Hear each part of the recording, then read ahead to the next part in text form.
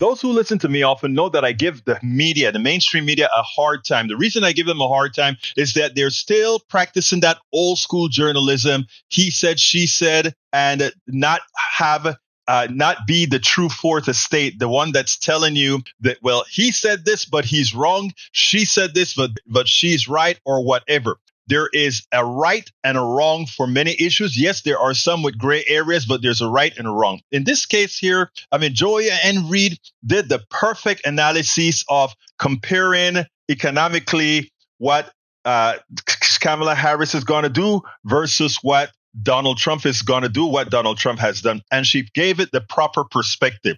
This is what journalism is supposed to do. This is how one should cover Donald Trump versus Kamala Harris. Make the people informed based on your objective statements, your objective observations. Check this out from Joyanne Reid, and then we'll take it on the other side. It just seems that the economy does better under the Democrats than the Republicans. Now, it shouldn't be that way. But if you go back, it just seems that the economy does better under the Democrats. It's true. Back in 2004, Donald Trump was right. The economy does do better under Democrats. And as Vice President Kamala Harris announces a major plan to boost small businesses, economists are saying that Trump's proposals, like, for instance, tariffs, would actually hurt Americans. Polls show the economy continues to be the top issue for many voters, including inflation and affordability. And yet there is only one candidate who is proposing policies that would actually help Americans, Vice President Kamala Harris. Here she is today in New Hampshire. My vision of an opportunity economy is one where everyone can compete and have a real chance to succeed. The VP was there to unveil a big tax break proposal for small businesses. $50,000 to be exact for startup businesses, which would be a huge boost from the existing $5,000 tax break. And counter to the online trolls and far-right commentators claiming she doesn't have any policies, this is just one of many that Harris has begun to roll out regarding the economy. There's the plan to provide $25,000 in down payment assistance to first-time home buyers, the plan to restore the expanded child tax credit and add a $6,000 tax credit for parents of newborns. On health care, she wants to expand the current monthly cap on out-of-pocket costs for insulin and expand the upcoming $2,000 annual limit on out-of-pocket costs for prescription drugs for Medicare enrollees to all Americans. She's also calling for a federal plan to ban price gouging to lower grocery prices and everyday costs. Now let's compare that to Donald Trump's plans. In addition to extending and increasing his 2017 massive tax cut for the super rich and big businesses, he has proposed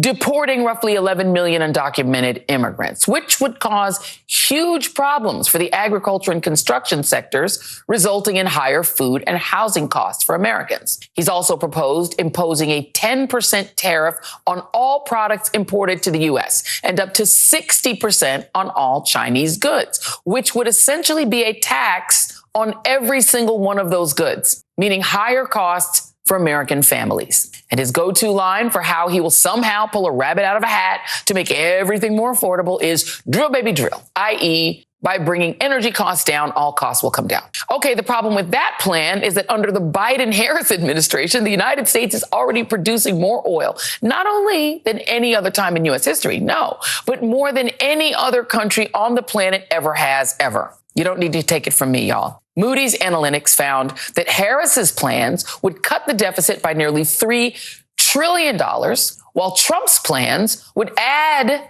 more than $2 trillion over the next 10 years. And according to Goldman Sachs, the U.S. economic growth would see a boost with a Harris win and would fall if Trump returned to office. Yet when you ask your average voter who they trust more on the economy, they somehow often say Trump. And they often say, well, it's because he's a businessman.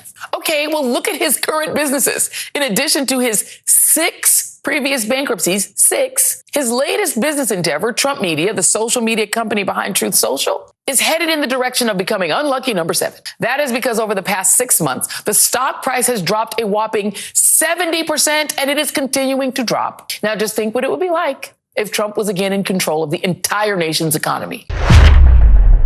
I could not have said it any better. I mean, when you compare what Donald Trump has done, what he's been. In fact, it's interesting because had Donald Trump taken the silver spoon that was given to him, the riches that was given to him, and just threw it in an index fund, guess what? He would have more money than he had trying to play businessman. As a businessman, to put it as nice as I can, he sucked. He had 6 bankruptcies, and guess what? Truth Central will be the 7th. Because again, Truth Central is making no money. It's a failure. And why is it a failure? Because Donald Trump is not a businessman. Donald Trump is a con man. And he was able to lose his fortune and make money simply by conning. And right now he's full of debt. But we'll see. Joyanne Reid did a great job in exactly how she needed to present Kamala Harris v. Trump